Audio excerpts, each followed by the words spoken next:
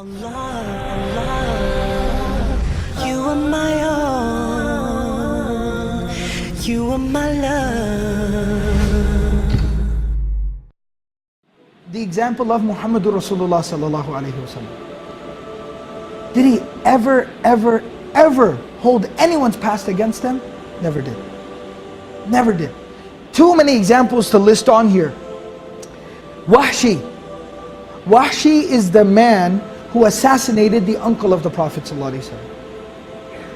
The death of the uncle, the murder of the uncle, the mutilation of the body of the uncle of the Prophet ﷺ is one of the moments in his life where the Sahaba say, it was one of the few times where we saw the Prophet ﷺ in such profound pain. Like he was crying. He was so deeply hurt that when they came back into Medina, the Battle of Uhud, many Muslims had died on that day. And he could hear different family members crying when they were receiving the news of the death of their family member. The Prophet ﷺ started to cry as they were walking into Medina, and he started to say, today there is somebody crying for everyone who's died. But there's nobody crying for my uncle, because my uncle's own family was the one who did this to him.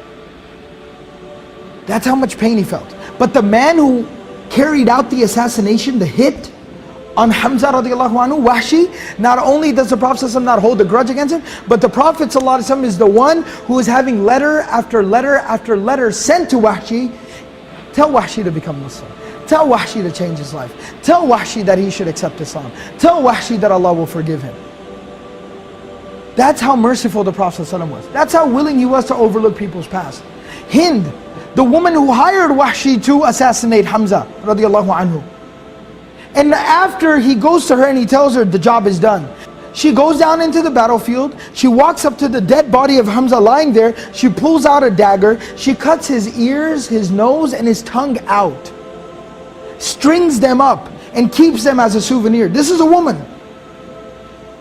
She then takes the dagger, puts it in his body, rips his body open, pulls out his internal organs and mutilates his body.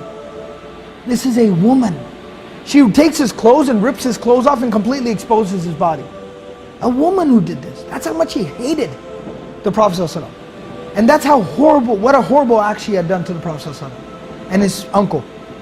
But on the day of Fatih Makkah, the Prophet ﷺ doesn't do anything to her. And when she comes to the Prophet ﷺ to accept Islam, ahlan wa sahlan, marhaban bikum.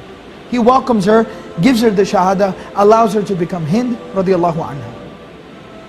A companion, a female companion of the Prophet ﷺ.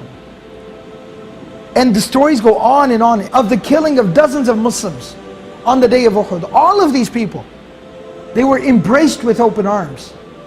And they were made to be close to the Prophet ﷺ, and he accepted them as they were. And that's not all, those are people that did something against him, even people who were just bad people in society. The Prophet ﷺ embraced him with open arms.